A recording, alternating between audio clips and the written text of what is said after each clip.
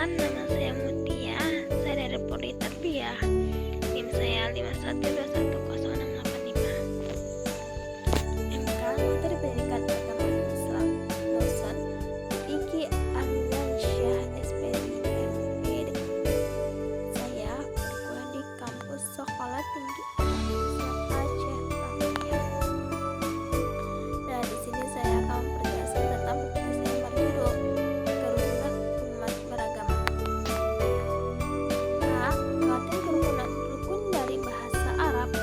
Rukun artinya asas-asas atas dasar, misalnya rukun Islam dalam arti kata sifat adalah baik atau damai.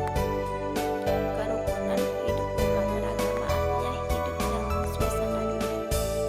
Dikatakan meskipun begitu berbeda agama.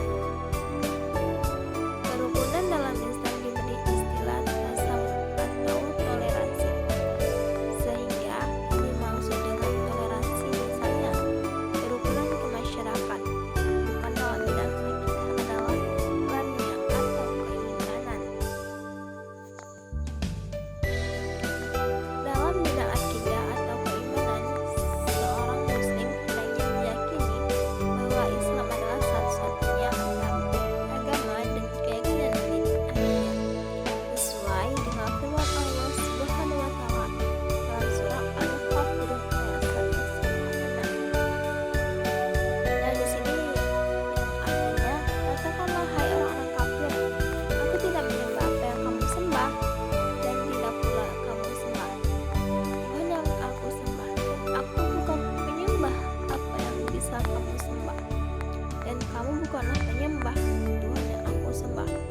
Bagimu agamamu dan bagiku agamaku. B. Trilogi kerukunan antar beragama.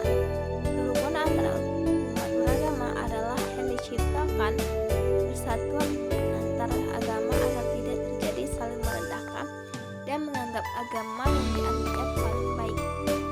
Ini dilakukan untuk menghindari terbentuknya mekanisme yang membahayakan keamanan dan ketertiban umum. Bentuk nyata yang bisa dilakukan adalah dengan dialog antar muslim umat beragama yang di dalamnya bukan membahas perbedaan. Intinya adalah bahwa masing-masing agama mengajarkan untuk hidup kedamaian dan ketentraman. Nah, di sini ada C. Di sini macam-macam kerukunan umat beragama di Indonesia. Kerukunan antar pemeluk agama yang sama yaitu suatu bentuk-bentuk terjalin antar masyarakat melalui satu agama, misalnya kerukunan sesama umat Islam atau kerukunan sesama penganut umat Kristen. Kerukunan antar pemeluk agama yang sama yaitu sesuatu bentuk kerukunan yang terjalin antara masyarakat yang memeluk agama yang berbeda-beda.